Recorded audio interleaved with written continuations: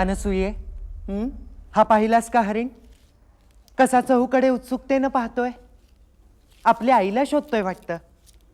चल आपण त्याच्या आईला शोधू. चल. ए थांबा ग सख्यांनो, तुम्ही दोघे गेल्यावर मला सांभाळायला कोण? एक जण कोणीतरी थांबा.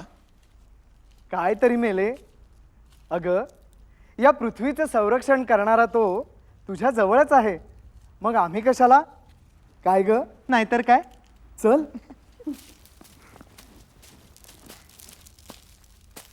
पुरे आता, वाईट वाटायला नको.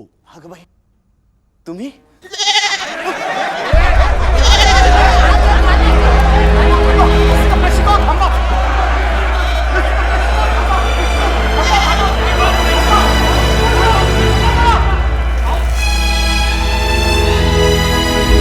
रसिक प्रेक्षकांची पळापळ झाली.